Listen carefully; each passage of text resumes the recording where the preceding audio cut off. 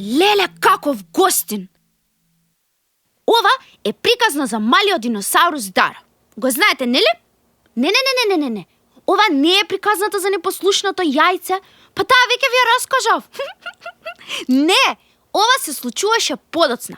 Еден ден, кога Даро дојде на гости кај Биби. Неговите родители мораа да одат на големиот собир на диносауруси, па Биби и Боби се согласија да го чуваат Даро. Но, кој можеше да претпостави што ќе се случи? Еве, ова е мојата соба. Тука се сите мои книги, сите мои играчки. Ама полека, Даро, полека! Ма креветот не е за скокање. Зази, што ви стана?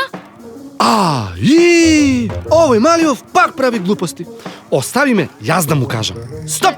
Стоп! Да се престане со скокање веднаш. Опа. Не. Скок, смок. Не, скок, смок, туку. Стоп! Запри сега. Боби, може би е подобро да излеземе надвор.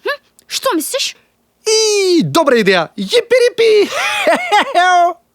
Не. Добра идеја.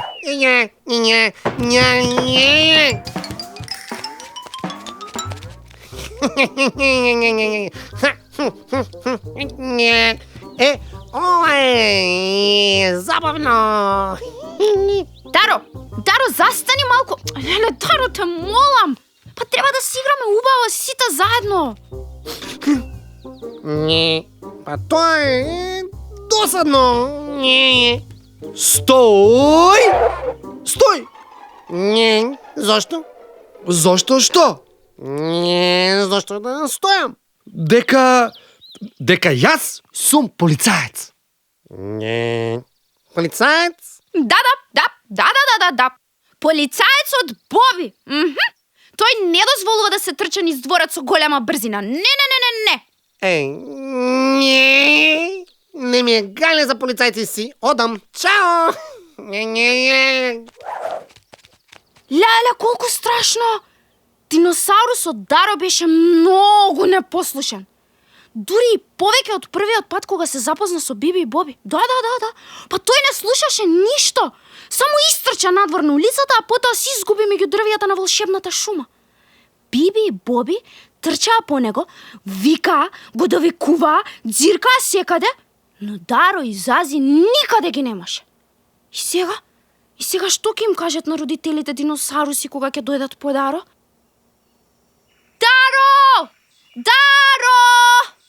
Даро, каде си? Зази! Излези или ќе ти дојде полицаецот? Диносаурусче мило! Даро! Лале! Те молам, дојди! Не, излегуваме. Зази.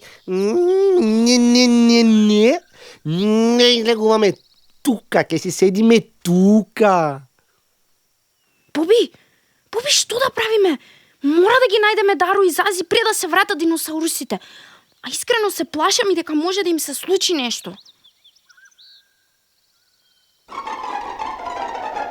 Не.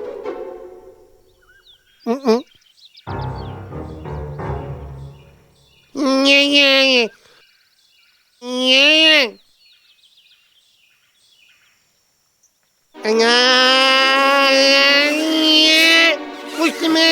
Пушти ме.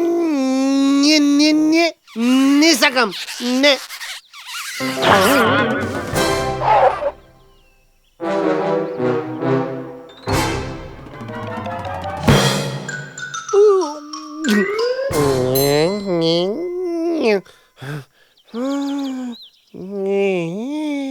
Леле! Колкава џумка му порасна на Даро. А и го болеше. Леле. А и на Зази му се вртеше во главата. Да. И двајцата беа повредени. А Биби и Боби не знаеа што да прават. За среќа, во близина се најде самовилата Луна, која брзо одлета да го викне доктор Штрчко Штрковски.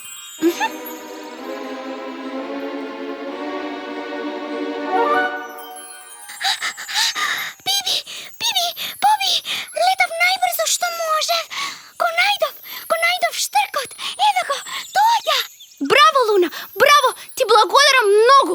Јипи-рипи за Луна! Ајде да видиме што е проблемот.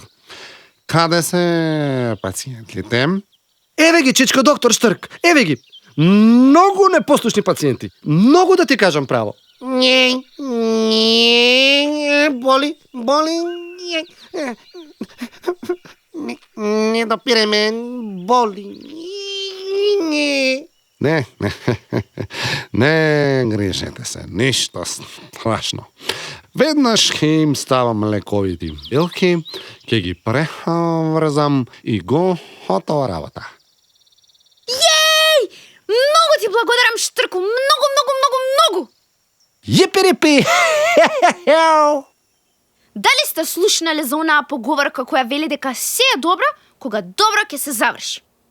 Епа, за среќа, оваа приказна заврши средно добра, односно џумката на Даро ја снема за неколку дена, а на Зази веднаш му стана подобро. Но родителите на Даро не беа баш срекни кога разбраа колку бил непослушен. Потоа, уште долго време не го пуштаа да оди на гости кај Биби, а кога го пуштија следниот пат, таа приказна ќе ви ја раскажам некој друг ден. Може? Да, јас на вистина се изморив од сето она трчање и викање и довикување. Довидување, другарчиња. Се гледаме наскоро со нова сказна. Јеј! Чао!